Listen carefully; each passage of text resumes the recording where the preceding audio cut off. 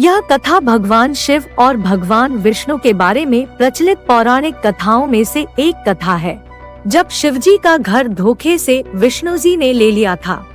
चलिए कथा शुरू करते हैं। आपने बद्रीनाथ धाम का नाम तो सुना होगा। यह वो जगह है जहाँ शिव और पार्वती रहते थे। यह उनका घर था। एक दिन नारायण यानी विष्णु के पास नारद गए और बोले, आप मानवता के लिए एक खराब मिसाल है। आप हर समय शेषनाग के ऊपर लेटे रहते हैं। आपकी पत्नी लक्ष्मी हमेशा आपकी सेवा में लगी रहती है और आपको लाड करती रहती है। इस ग्रह के अन्य प्राणियों के लिए आप अच्छी मिसाल नहीं बन पा रहे हैं। आपको सृष्टि के सभी जीवों के लिए कुछ अर्थपूर्ण कार्य करना चाहिए।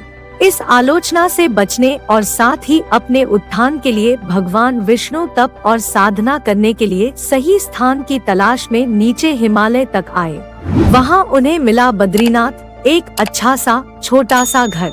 वहाँ सब कुछ वैसा ही था जैसा उन्होंने सोचा था। यह उन्हें साधना के लिए सबसे आदर्श जगह लगी। वह उस घर के अंदर गए। घुसते ही उन्हें पता चल गया कि यह तो शिव का निवास है और वह तो बड़े खतरनाक व्यक्ति हैं।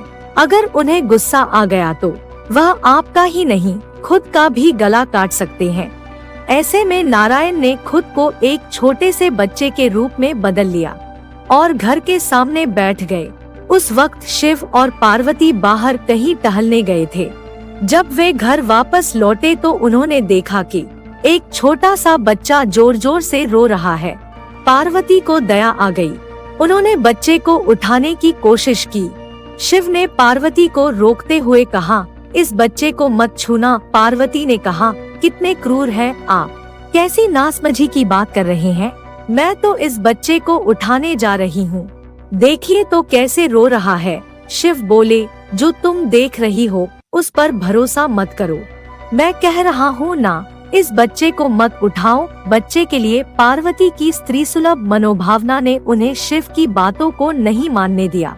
उन्होंने कहा, आप कुछ भी कहें, मुझे कोई फर्क नहीं पड़ता। मेरे अंदर की माँ बच्चे को इस तरह रोते नहीं देख सकती। मैं तो इस बच्चे को जरूर उठाऊंगी।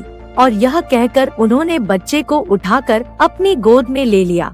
बच्चा पार्वती की गोद में आराम से था और शिव की तरफ बहुत ही खुश होकर देख रहा था।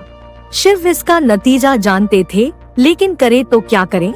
इसलिए उन्होंने कहा, ठीक है, चलो देखते हैं क्या होता है। पार्वती ने बच्चे को खिला पिला कर चुप किया और वहीं घर पर छोड़कर खुद शिव के साथ गर्म पानी से स्नान के लिए बाहर चली गई। वहाँ पर गर्म पानी के कुंड हैं। उन्हीं कुंड पर स्नान के लिए शिव पार्वती चले गए। लौटकर आए तो देखा कि घर अंदर से बंद था। शिव तो जानते ही थे कि अब खेल शुरू हो गया है। पार्वती हैरान थी कि आखिर दरवाजा किसने बंद किया। शिव बोले, मैंने कहा था ना, इस बच्चे को मत उठाना। तुम बच्चे को घर के अंदर लाई और अब उसने अंदर से दरवाजा बंद कर लिया है। यह बच्चा नहीं है, यह स्वयं नारायण है। इन्होंने हमारे घर पर कब्जा कर लिया है। पार्वती ने कहा, अब हम क्या करें। शिव के पास दो विकल्प थे। एक, जो भी उनके सामने है उसे जलाकर भस्म कर दे, और दूसरा, वे वहाँ से चले जाएं और कोई और रास्ता ढूंढ ले। उन्होंने कहा, चलो कहीं और चलते हैं, क्योंकि यह तो तुम्हारा प्यारा बच्चा है, इसलिए मैं इसे छू भी नहीं सकता। मैं अब कुछ नहीं कर सकता, चलो कहीं और चलते हैं।